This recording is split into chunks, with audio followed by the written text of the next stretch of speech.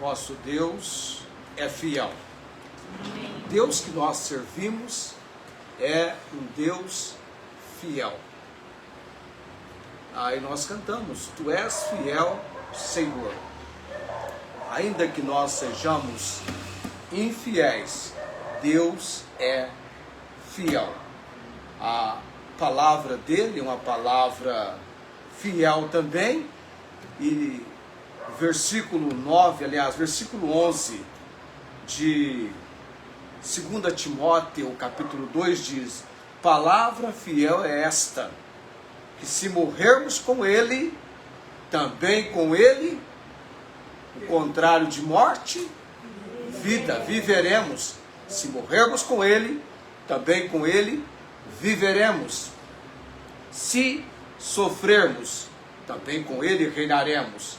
Se o negarmos, também ele nos negará. E o versículo 13 diz: se formos infiéis, ele permanece fiel. Não pode negar-se a si mesmo.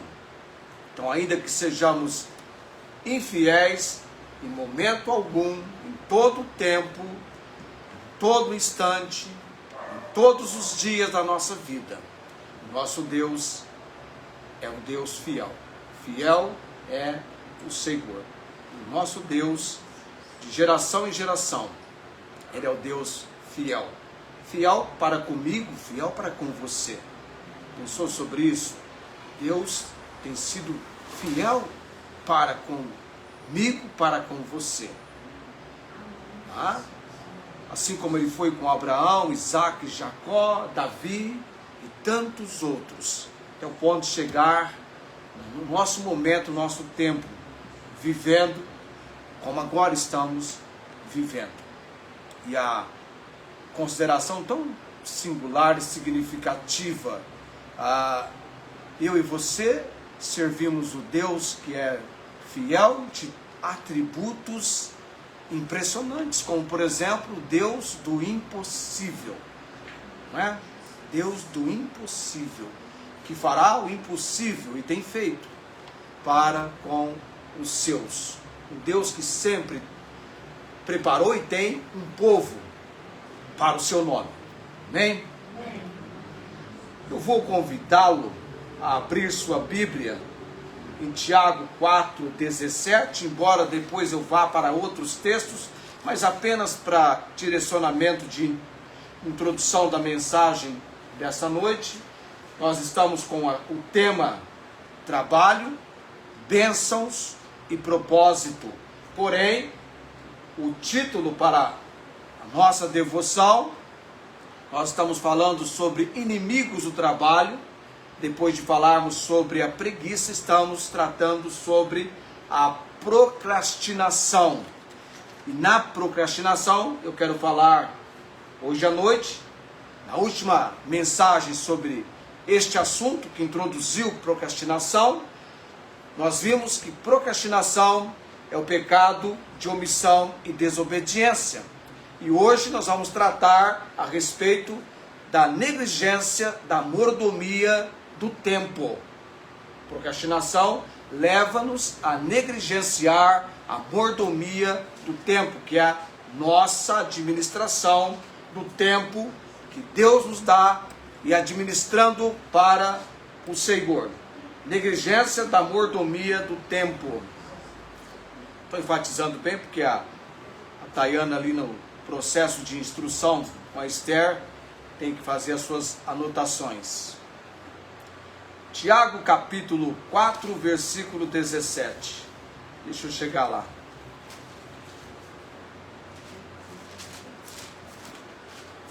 Estou chegando lá. Aquele, pois, que sabe fazer o e não o faz, comete pecado. Vamos orar nesse momento. Senhor nosso Deus, Pai Celestial, nesse momento da instrução, do ensino da palavra do Senhor, buscamos, Pai, a Tua direção. Ó Deus, que tenhamos a capacidade que vem do Senhor para nesta noite recebermos o aprendizado, o ensino, a instrução daquilo que vem do Senhor para ser assimilado, compreendido, guardado em nossos corações e aplicado em nossas vidas. A palavra não voltará vazia, nós cremos. Ela vai cumprir o intento, o propósito, o desejo do Senhor.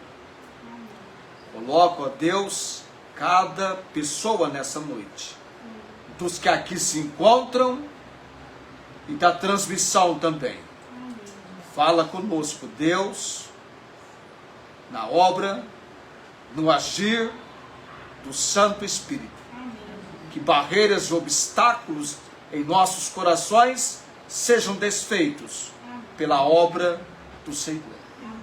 Nos dá, ó Deus, o ímpeto, o desejo de sermos não apenas ouvintes, mas cumpridores da Tua palavra, entendendo que na nossa vida, no nosso viver, o Senhor tem um plano, o Senhor tem um propósito, o Senhor tem uma missão para ser executada exatamente por nós, sendo apenas e tão somente instrumento para o uso e manifestação da vontade do Senhor, que é boa, agradável e perfeita. Nos entregamos, Pai. E também temos orado a Deus por amados, por quem temos clamado perante o trono da misericórdia, o trono da graça do Senhor. A missionária Angélica, seu estado de saúde, crendo sempre no cuidado, no agir que vem do Senhor. E na importância de nos envolvermos intercedendo em seu favor. Dona Maria Cordeiro também, ó Deus, talvez a maior necessidade, mais urgente, é do encontro pessoal pela fé com Jesus Cristo, daquela mulher e toda a sua família. Ó Deus, também lembrando a irmã Cláudia, sua saúde, sua vida espiritual, sua dedicação ao Senhor.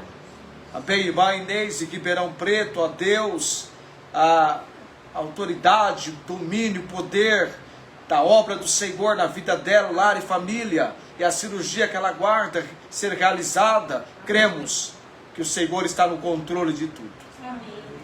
Luiz Antônio, Deus, ontem falei com ele, dores agressivas do pâncreas, ó Deus, tenha misericórdia dele, intervenha, Deus, e que ele venha conhecer a obra de livramento do Senhor para a vida dele, mas que ainda assim, em meio às dores, ele receba o alívio que vem do Senhor. Pai de todo poder e autoridade, clamamos também pela dona Adriele, a filha Maria Alice, Deus, pela Alessandra Alves, na sua menção, de que oremos por esta família, Deus. Também lembrando a esposa do irmão Roberto, que também está com suspeita, acho eu que é de câncer, mas tudo queremos colocar no altar do Senhor. Que haja refrigério, que haja paz, que haja o exercício da confiança no Senhor sendo cada vez mais real, em todo o tempo. Por tudo damos graças, Deus, e oramos com gratidão, em nome de Jesus. Amém.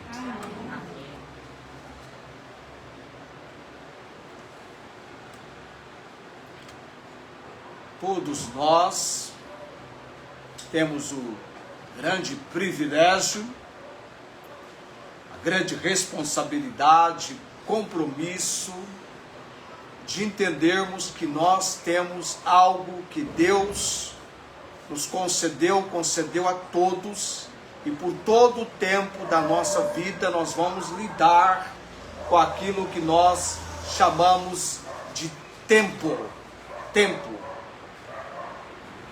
Tempo, em Eclesiastes, Deus nos leva à compreensão que tudo tem o seu tempo determinado. Eclesiastes 3:1. E há tempo para todo propósito debaixo do céu. Amém? Amém. Que bom que tudo tem o seu tempo determinado e há tempo para todo propósito debaixo do céu. Quando nós nos entregamos a estudar sobre trabalho, bênçãos e propósito, nós entendemos que trabalho já em si é algo da bênção de Deus para as nossas vidas. Porque Deus é o autor do trabalho, Senhor do trabalho. Cristo fez uma associação tão belíssima com o Pai, quando ele, indagado porque estava realizando algo de trabalho, num dia de sábado, ele disse: meu Pai trabalha até agora, e eu trabalho também. Na prática, ensinou-nos da ocupação, da diligência, da dedicação aos nossos afazeres. O ser humano tem uma percepção assim que não vem de Deus. Principalmente as pessoas que estão sem Cristo. Estão de olho no primeiro momento de oportunidade para que então se tornem bilionários sem precisar trabalhar, nenhuma gotinha de suor sendo exaurida do seu corpo. O dia em que tal pessoa vai então vibrar: ganhei o prêmio, agora serei um desocupado. Isso não vem de Deus. Do suor do teu rosto comerás o teu pão. E temos aprendido que o pão de cada dia nos dá hoje o Senhor. A condição para trabalhar, o desempenho, nós dependemos de Deus. Na compreensão bíblica, nós temos os inimigos do trabalho. Vimos o primeiro deles, a preguiça. E agora nós temos então a procrastinação, vista como inimiga do trabalho, porque é considerada uma forma de desobediência a Deus, um pecado de omissão e uma falha gravíssima na mordomia ou na administração do tempo e dos dons dados pelo Senhor. Trabalhar envolve trabalho. Você já percebeu isso? Trabalhar dá trabalho. Não é fácil. Trabalhar envolve trabalho. E o trabalho não é apenas um meio, eu tenho falado sobre isso aqui, de subsistência, de recurso para você se manter, mas um chamado divino.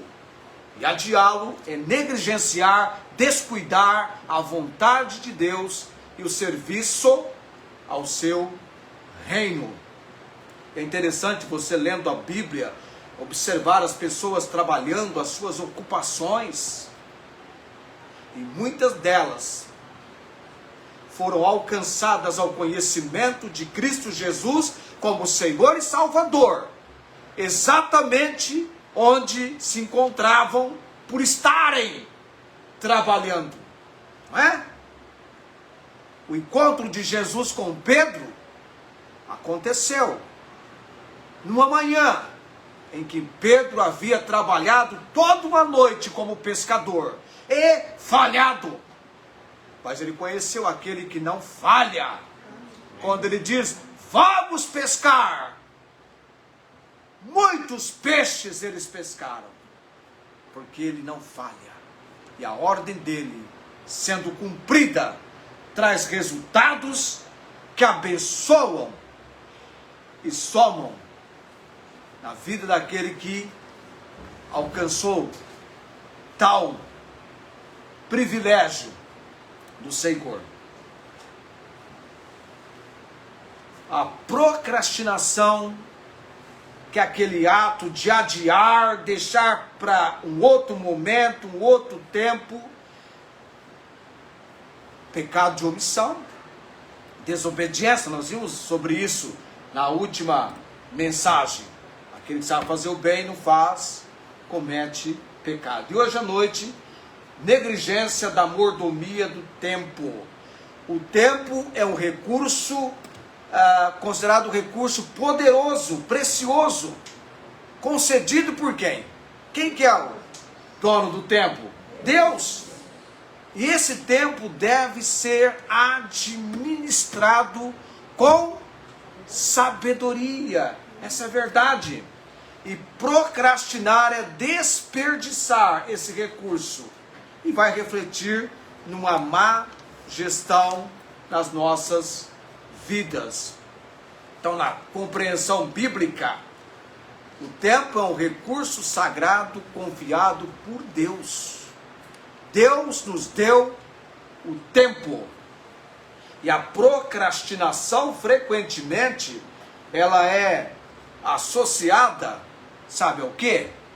Já falei aqui, a preguiça. A procrastinação, geralmente, ela é associada à preguiça. O texto de Provérbios 24 diz assim, ó: o preguiçoso não lavrará por causa do inverno,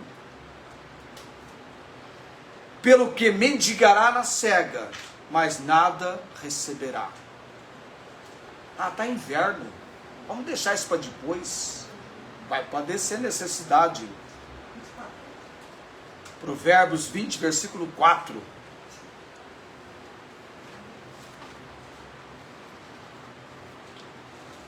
Provérbios 12, 27. O preguiçoso deixa de assar a sua caça. Você já imaginou algo assim? Tá com a caça ali, mas ele não vai assar. Ele deixa de assar a sua caça. Mas ser diligente é o precioso bem do homem. A alma do preguiçoso, Provérbios 13, 4, deseja e coisa nenhuma alcança. Então a procrastinação frequentemente está associada à preguiça. E a Bíblia aborda a procrastinação frequentemente através da figura do preguiçoso ou negligente.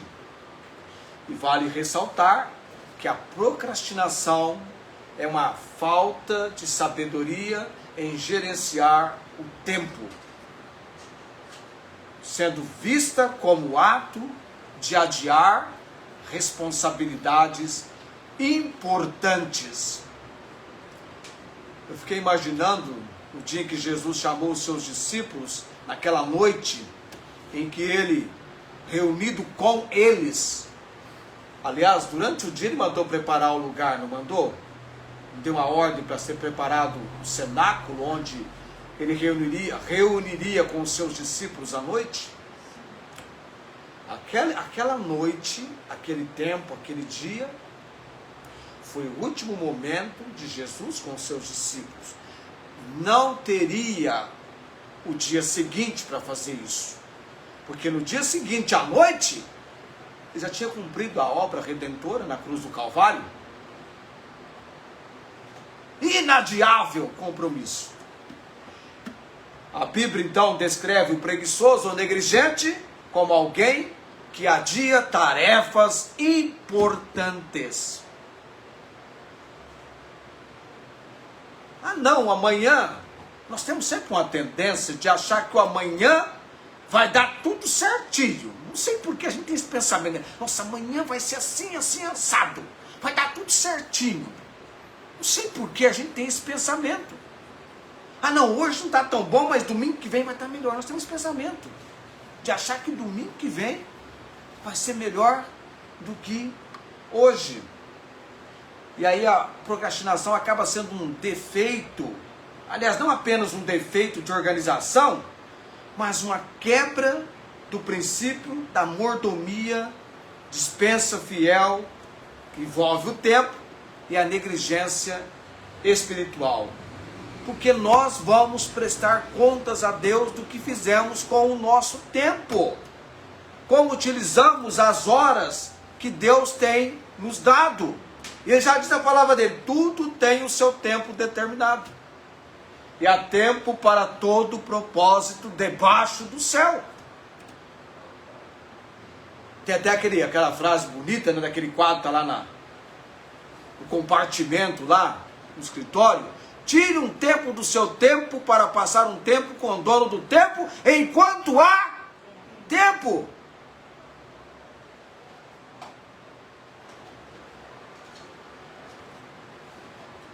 O entendimento teológico e prático dessa relação envolve pontos fundamentais. Primeiro ponto, tempo como mordomia divina. Tempo como mordomia divina. Entendamos, propriedade. Responda-me, o tempo pertence a quem? Ao indivíduo ou a Deus? Em relação ao tempo, o indivíduo vai ser o quê? Um mordomo, isso, um administrador. E aí então significa administrar a vida com intencionalidade. Sabe? Você já vai entrando no dia, né? Nós aprendemos a lidar com o tempo. Aprendemos a lidar com o tempo. Até o incrédulo aprende a lidar com o tempo. O pessoal da área de trabalho, por exemplo, nós somos completamente envolvidos com a questão do tempo. Você tem, por exemplo, tempo para entrar no serviço ou chegar ao trabalho,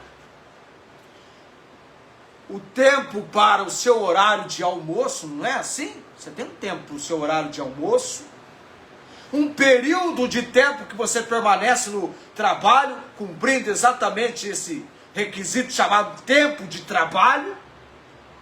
E depois você então, você sai do trabalho e vem do trabalho para casa.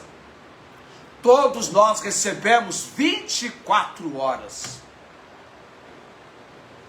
para as utilizarmos.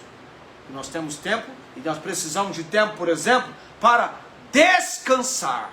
Você cantou hoje o descansando, né? Como é bom quando você está exausto, cansado, e você vem para o momento do descanso. Então, ser um bom mordomo significa administrar a vida com intencionalidade, equilibrando trabalho, descanso, família, educação espiritual. A minha esposa cobra tempo. Ela quer que eu tenha tempo com ela, tempo com a família.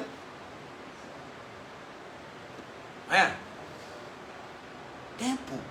Como que é importante a mordomia do tempo e se torna algo no terreno da procrastinação, essa negligência. E Deus quer que tenhamos tempo com Ele. Você já imaginou? Tempo com o Senhor. Eu tenho certeza que os melhores momentos da sua vida são os momentos que você está na presença de Deus. Amém? Tem lugares que eu tenho que ir que me faz muito cômodo, benéfico, salutar. Eu digo, Senhor, por favor, entre comigo, esteja comigo, me acompanhe neste lugar. Parece semelhante àquele servo do Senhor da outra América. Americano, todos nós somos, né? Tem os sul-americanos e os norte-americanos. Nós somos os sul-americanos, mas nós somos americanos também. Americanos do Sul. Aquele servo do Senhor da outra América, América do Norte, ele tinha um hábito, um costume. Quando ele se dirigia para o seu automóvel, ele vinha, abria a porta do local do passageiro e dizia, então, Senhor Deus, por favor, e fechava a porta. Entrava no automóvel e dirigia. Enquanto dirigia, ele estava na percepção da companhia de Deus. E há uma diferença. Quando você e eu desfrutamos da presença, da manifestação do Senhor Deus em nossas vidas. O Deus que está num trono de glória, nos altos céus, se faz presente, manifesta a sua presença para com os seus. Como é bom termos essa prerrogativa, essa vantagem, esse privilégio nas nossas vidas. Ele quer que tenhamos tempo com Ele. E olha, interessante que nós estamos falando de trabalho, que você não deve empreender assim, tá? Não. Tem coisa que deve ser feita e deve ser feita já. Jesus Cristo, quando encontrou com Zaqueu, já encontrou com a palavra da autoridade dele para Zaqueu. Jesus Cristo não ficou conversando com Zaqueu em cima lá do sicômoro, Jesus aqui embaixo. Então, é você, Zaqueu. Jesus já chegou e disse assim: Zaqueu, desce depressa, porque hoje me convém pousar em sua casa. Quando é que ele disse que estava indo na casa de Zaqueu para pousar? Amanhã, depois da manhã, semana que vem, mês que vem. Não, hoje. As decisões mais importantes da nossa vida, fundamentais, são tomadas um dia chamado hoje, numa hora chamada agora e num momento chamado já. Já. Esse fato. Por que eu vou esperar chegar daí daqui um pouquinho, um mês que vem, quando começar o mês, dia 1º, eu vou dar partida. Já viu que as pessoas fazem isso? A tal dia eu vou começar o meu regime, sei lá o que a pessoa pretende fazer, e ela diz assim: tal dia eu começo. Aí ela vai se preparando, chega tal dia, ela vai... Não. Quando Judas estava, sai, não sai, vou, não vou, Jesus falou para ele assim: Judas Iscariotes, o que tens a fazer, faz depressa. O que queria fazer? Negar, entregar Jesus. Não negar, mas trair, né? Negar foi Pedro, ele traiu. Ele saiu para trair, vender Jesus. Jesus sabia o que estava acontecendo em todo o ser de Judas Iscariotes? Claro que sabia. É o Deus Filho. Tem onisciência nele. Ele é onisciente. A negligência tempo envolvendo a procrastinação. Sabe a parábola dos talentos que eu e você temos no registro da palavra de Deus? O Senhor que entregou os talentos àqueles que os receberam, ele veio para a prestação de contas. E a negligência do tempo é comparada à parábola dos talentos.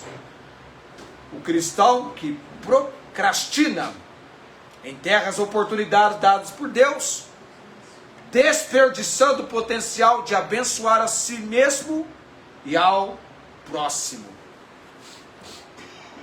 E esse é um fato importantíssimo.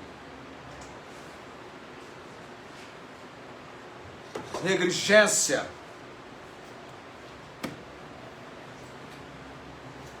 do tempo leva à procrastinação. Nós entendemos, em primeiro lugar, esse fato da mordomia do tempo. Em segundo lugar, a procrastinação como pecado da indolência. Porque há uma fuga do propósito quando nós adiamos. Quando nós adiamos tarefas importantes para dar lugar a distrações, isso é considerado como um ato de rebeldia velada contra as responsabilidades que Deus estabeleceu. E no nosso trabalho, na nossa vida, nós devemos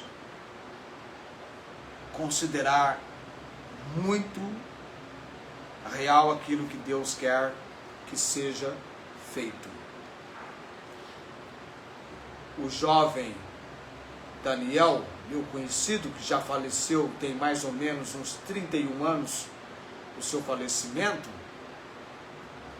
eu estava desesperado para orar com ele e que ele tomasse uma decisão recebendo Jesus como Senhor e Salvador numa noite de terça-feira.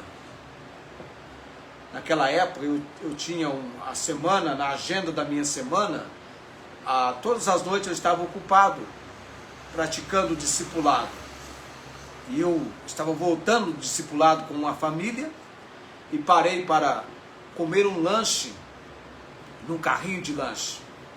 Lá encontrei o Daniel e começamos a conversar sobre a palavra de Deus e houve a oportunidade para que eu testificasse do Senhor Jesus para ele, da mesma maneira como estou fazendo com o Tecão. O Tecão é o verdureiro, como é que eu vou falar aqui agora, hein? O Tecão é o rapaz das frutas, mais frutas do que verduras. E aí ele passa sempre aqui em casa. Eu nunca comprava dele, mas o conheço desde que eu era adolescente. E ele tem acompanhado o nosso programa pela internet. Ele tem acompanhado. E aí ontem ele passou aqui e eu tive a oportunidade de conversar um pouquinho com ele na palavra. Mas vem para a oração. E o Daniel, eu fiquei desejoso de que ele tomasse uma decisão naquela noite. Mas o Daniel tinha uma viagem para fazer, ele queria conversar depois da viagem. Depois da viagem. E da viagem, ele foi mergulhar numa piscina e quebrou o pescoço. E você sabe o que acontece, né? Morreu. Partiu para a eternidade. Não contes com o dia de amanhã. Você não sabe o que vai trazer o dia de amanhã. Provérbios capítulo 12. Aliás, capítulo 27, versículo 1. 27, 1. Provérbios 27, 1. Eu estou com tanto texto aqui na minha mente, tanta... às vezes atravessa o pensamento aqui, vai errar. Provérbios 27, 1. Não presuma do dia de amanhã. Você não tem ideia, você não tem noção do que vai acontecer no dia de amanhã. Este é um fato fundamental. Não presuma do dia de amanhã.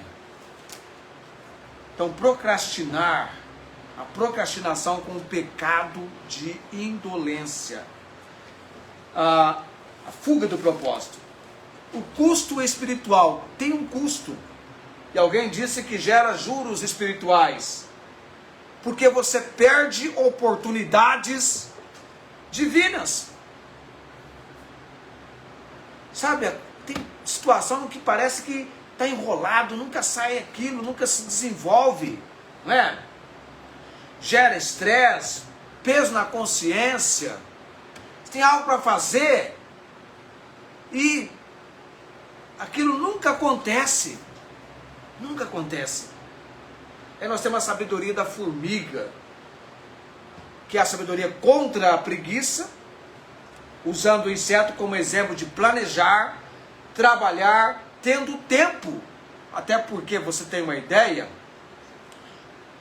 quando você pega os elementos do trabalho, envolve recursos, organização, metodologia,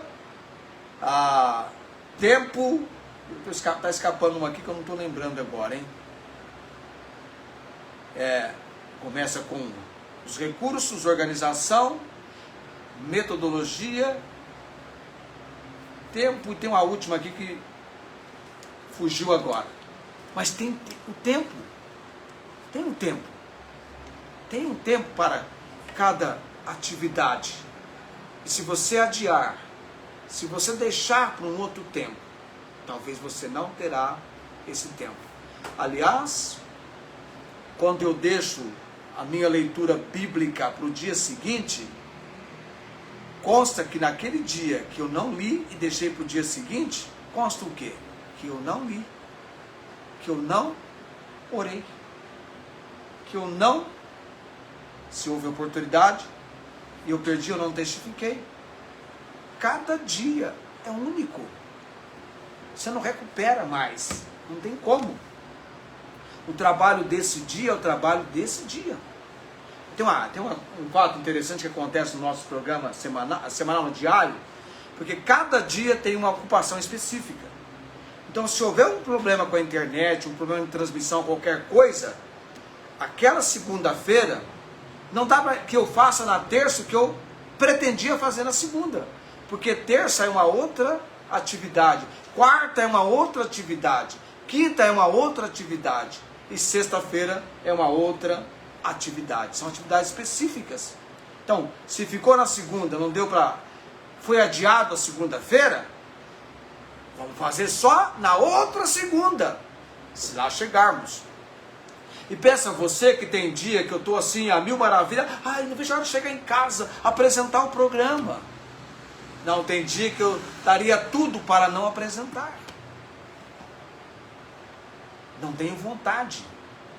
Porque às vezes surge um contratempo, ou às vezes eu estou com demasiada tristeza por alguma coisa que aconteceu, e aí você tem que vir e se entregar ao trabalho e não adiar. Ou às vezes você está cansado, raramente eu estou cansado, eu tenho essa vantagem, por Deus, né? Geralmente eu estou animado. Mas um dos dias dessa semana, eu estava com profunda tristeza no meu coração. E era exatamente a terça-feira em que eu apresento como viver a vida cristã em tempos de aflição. E eu estava exatamente no livro do profeta Abacuque, pela manhã eu estava estudando Abacuque 3, dizendo, você está super animado, super contente. Aí houve um contratempo e eu falei, como que eu vou apresentar o programa? Estou abatido, transtornado, triste. Mas o meu texto era um texto exatamente para quem está passando de um momento ou vai passar uma angústia, uma aflição. Abacuque 3,16. Ouvindo eu, o meu ventre se comoveu, a sua voz tremer os meus lábios, entrou a podridão nos meus ossos, e estremeci dentro de mim. No dia da angústia descansarei, quando subir contra o povo que invadirá com suas tropas. Tá, eu lendo o versículo aqui, você sem o contexto, você fica até meio assim, não tem uma noção do que está acontecendo. O profeta Abacuque coloca o seu diálogo de inquietação diante de Deus do capítulo 1, da situação que estava vivendo o povo de Judá, no pecado, na imoralidade, na desobediência, e parecia que Deus estava indiferente, até que Deus fala com ele no capítulo 1, e mostra que Deus traria juízo sobre o seu povo. Mas só que Deus diz para ele que vai usar os babilônios, os caldeus, uma nação ímpia, cruel. Peraí, Senhor, vai usar alguém mais ímpio do que nós para nos punir? Mas Deus mostra no capítulo 2, que ele também iria punir os caldeus, os babilônios, no seu tempo. Ensina para Abacuque que o justo viverá pela fé. E aí vem o capítulo 3, que é a antítese, o oposto do capítulo 1. Não é dúvida. O capítulo 3 é a adoração. Ele está agora num relacionamento com Deus, em que ele traz uma oração em forma de canto intenso, onde ele diz assim, ouvi a tua palavra de juízo, e temi. Viva, ó Senhor, a tua obra no meio dos anos faz-a conhecida, na ira lembra-te da misericórdia, versículo 2. Dos versículos 3 a 15, o poder soberano de Deus. E aí vem o versículo 16, diante de tudo aquilo que vai acontecer. Um momento de angústia vai chegar. Vai ser um momento difícil, sim. Por isso que ele diz que ouvindo o que Deus tinha para notificar e trazer ao conhecimento dele do que iria acontecer, o ventre se comoveu, a voz tremeu, os lábios, tremeram os meus lábios, entrou a podridão nos meus ossos, estremeci dentro de mim. No dia da angústia, descansarei. Trouxe para mim. Que não era exatamente o que eu precisava. Desde manhã já estava no texto. No dia da angústia, descansarei. E foi muito bom. Adiar, procrastinar, não. Teria que apresentar. Mas a vontade de apresentar não tinha.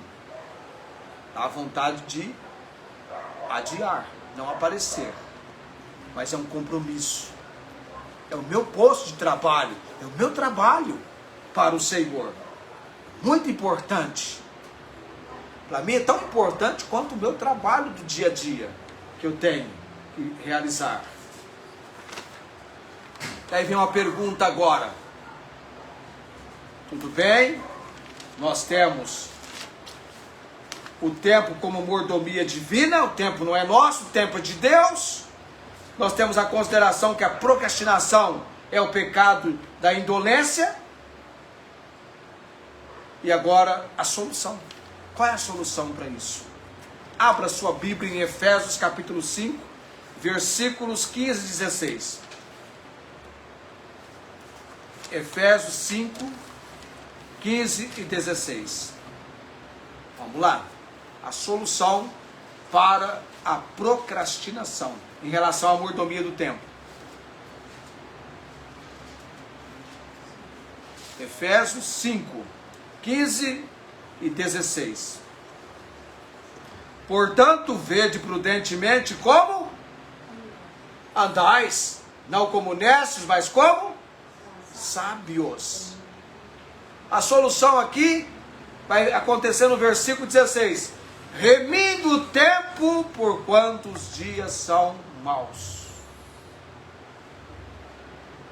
Remindo o tempo, porquanto os dias são maus. Remir o tempo para combater a procrastinação.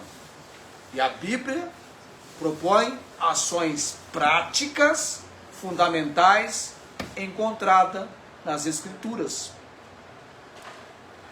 sobre como remir o tempo. Como se nós pudéssemos comprar o tempo de volta, resgatando. Então, cada dia é importante, você deve definir diante do Senhor, e você ainda vai ter do natural ao sobrenatural. Você acha que o inimigo vai perturbar o seu tempo? Vai perturbar o seu tempo, da leitura bíblica, da oração, não só o seu, como também o meu tempo, o seu tempo.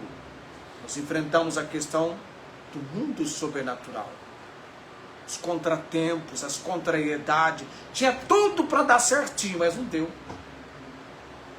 Onde é que está o nosso recurso maior, total, completo? Está no Senhor. Bem, Deus me socorra. Eu estou tendo o tempo, mas não estou tendo a condição de usar adequadamente o tempo.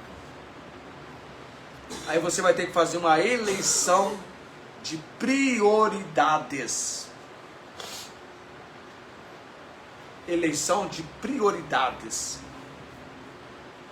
Viver sob as prioridades estabelecidas pela palavra de Deus.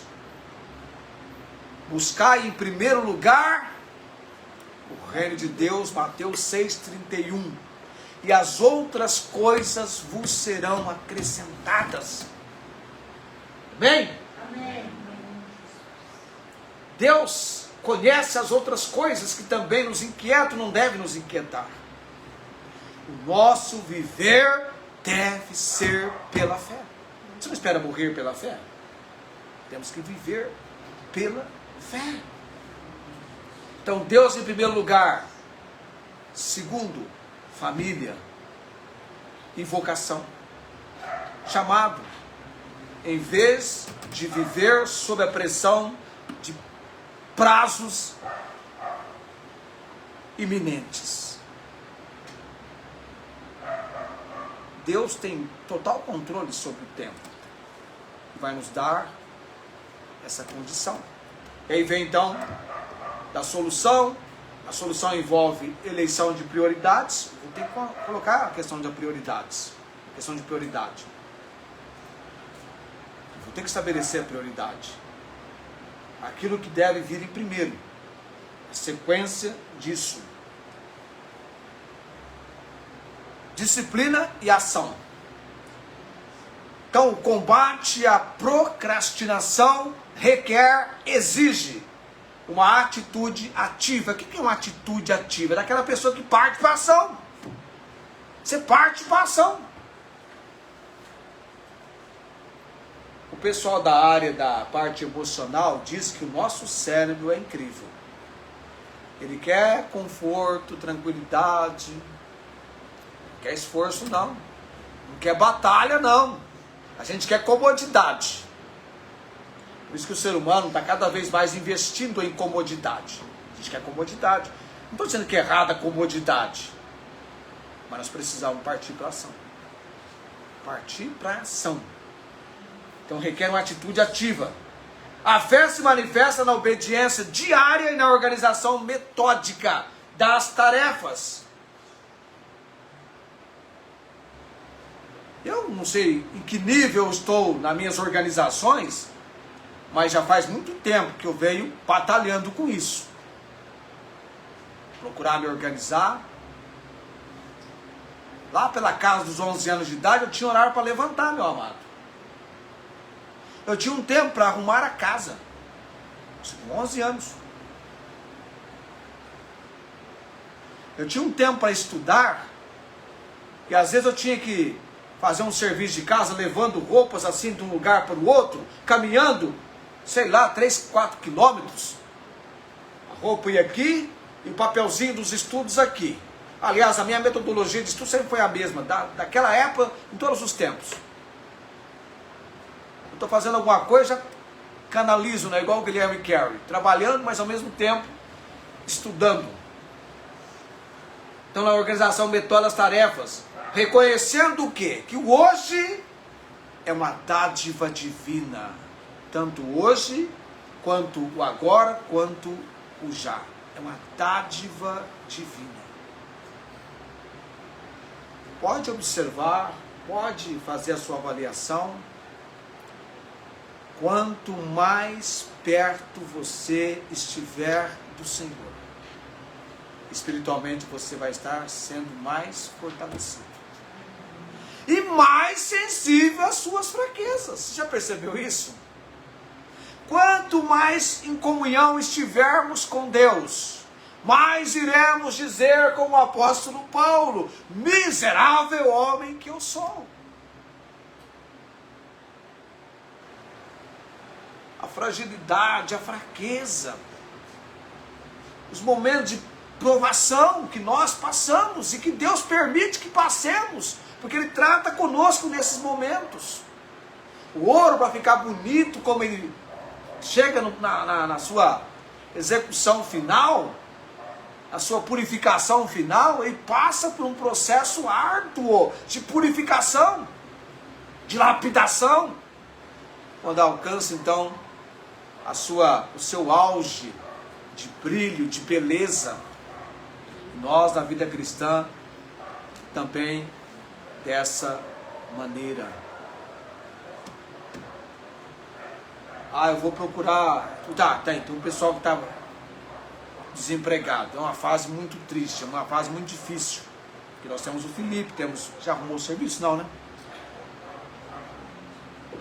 Primeira coisa, buscar ao Senhor. Dobrar o joelhinho e dizer: Deus, a minha porta de trabalho, preparada pelo Senhor, ela está em um lugar que eu não sei onde. O Senhor sabe. Conduz os meus passos, conduz a minha vida.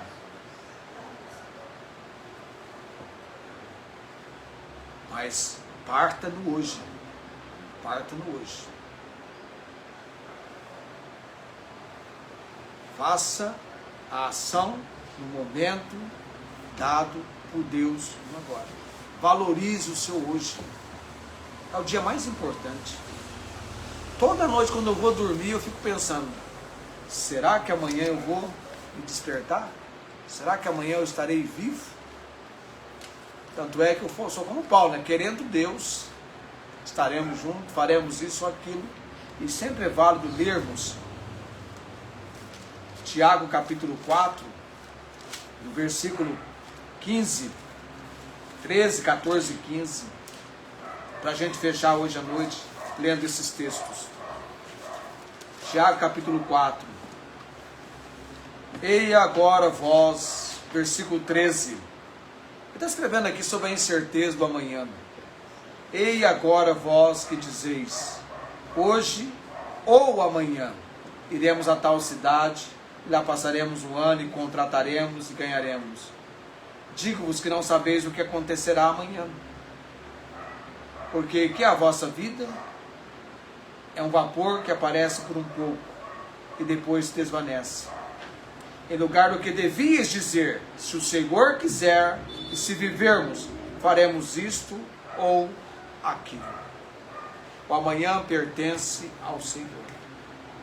Por isso que o texto diz, santificar-vos hoje, porque amanhã fará o Senhor maravilhas no meio de vós. O amanhã pertence ao Senhor. E a negligência do tempo, no que diz respeito à procrastinação como inimiga do trabalho. Ah não, depois eu faço isso. Houve uma época na minha vida, né, eu era garoto, eu tinha que fazer um serviço e eu ficava adiando para o próximo momento. Aí, é como você, né, fica adiando às vezes até na hora de levantar. Não, daqui a pouco eu vou, daqui a pouco eu vou.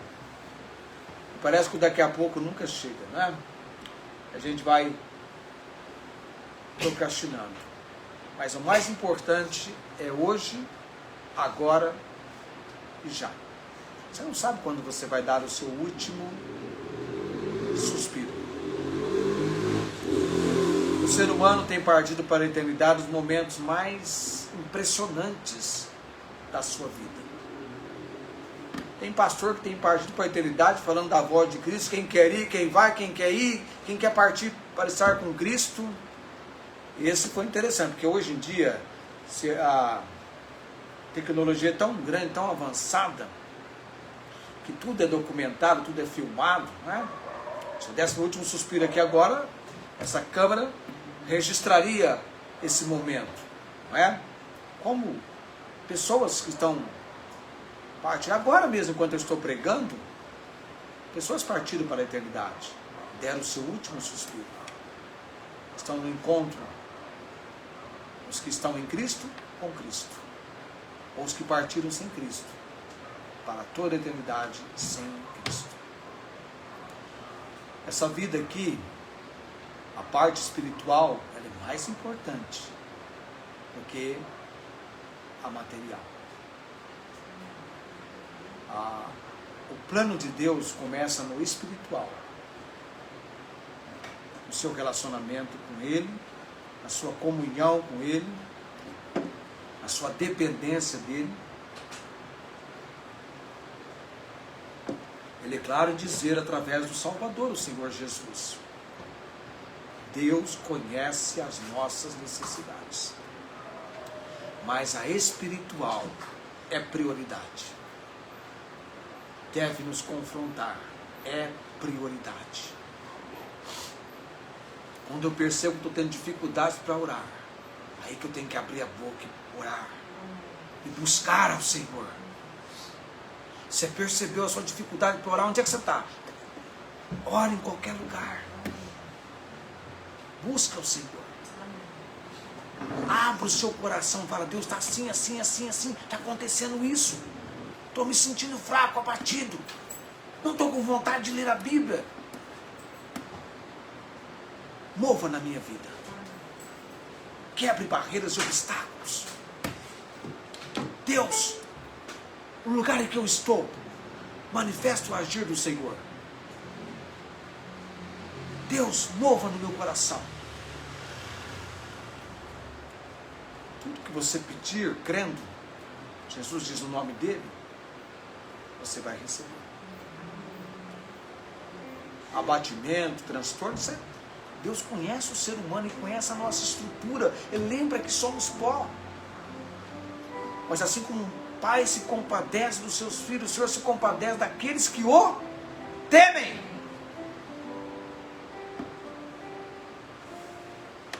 A misericórdia do Senhor se manifesta para com aqueles que o temem. Este é um fato importante. Coloquemos-nos em pé. Vamos orar. E eu esqueci da ceia. Nós vamos fazer a ceia hoje, já já. Só vamos orar e fechar a transmissão e nós vamos celebrar a ceia. Ela é mais direta hoje, tá? Eterno Deus e Pai Celestial, louvado e engrandecido seja o Senhor. Tua palavra é poderosa, Deus. Ela é a espada de 2 gumes. Obrigado, Senhor, pela palavra dessa noite. Abençoado seja o nosso povo e nos dá a graça, Deus, de colocá-la em prática na nossa vida. Dependemos do Senhor. Oramos também por aqueles que estão na transmissão, também sendo abençoados pelo Senhor. Oramos no nome de Jesus. Amém. Assentai-vos. Todos tenham uma ótima semana. Eu vou realizar a nossa ceia e a transmissão vai encerrar-se